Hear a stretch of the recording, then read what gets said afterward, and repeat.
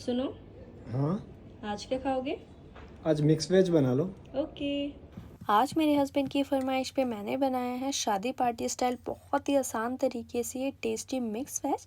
तो mix veg बनाने के लिए सबसे पहले मैंने आलू को कट कर लिया है, साथ ही मैंने बीन्स को भी कट किया है। जो भी आपकी फेवरेट वेजेस हो आप वो इसमें डाल सकते हैं। तो मैंने आलू, बीन्स, गाजर, साथ ही ये गोभी और इसके साथ ही शिमला मिर्च को कट कर लिया है। इसके बाद मैं कढ़ाई में ऑयल डाला है। इसके बाद मैंने सबसे पहले ऑयल में डाला है ये गोभी। इसे मैंने 2 से 3 मिनट पहले ऑयल में पकाया है, फ्राई किया है। इसके बाद इसमें ऐड किया है मैंने आलू। अब आलू और गोभी को हमें पहले फ्राई कर लेना है ऑयल में। तो बस जब ये थोड़ा फ्राई हो जाए इसके बाद हमें इसमें ऐड करना है गाजर, साथ ही बीन्स ऐड करेंगे। अब इन्हें भी हमें इनके साथ पकाना है। तो 5 से 7 मिनट इसे भी पकाएंगे। 5 से 7 मिनट पकाने के बाद अब हमें इसमें ऐड करना है अपनी और वेजेस, जिसके लिए मैंने इसमें कैप्सिकम डाला है, साथ ही इसमें मैंने अनियन को ऐड किया है जिसे मैंने क्यूब्स में कट कर लिया था। अब इसे डाल के मैंने 5 से 7 मिनट इसे और पकाया है वेजिस में।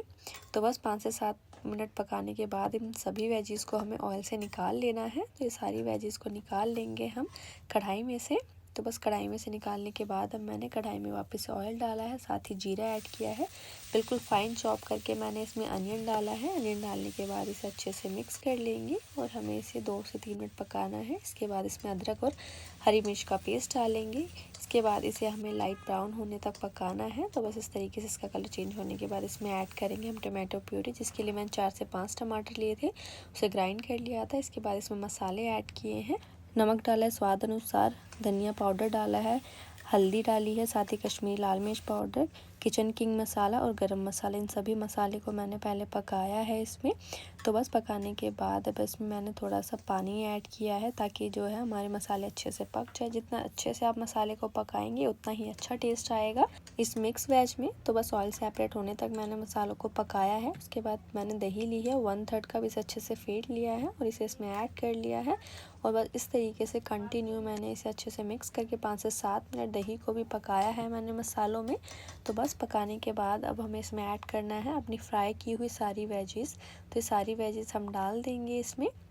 तो बस वेजिस डालने के बाद अब मैंने इसमें लास्ट में ऐड किया है अपने बॉईल किए हुए मटर। तो आप चाहे फ्रोज़न मटर भी ले सकते हैं। इसके साथ ही मैंने एक कस्तूरी मेथी ऐड की है। अब इन सभी को अच्छे से मिक्स कर लेंगे। तो सारे जो वेजिस है उसे मसालों में हमें अच्छे से मिक्स कर लेना है।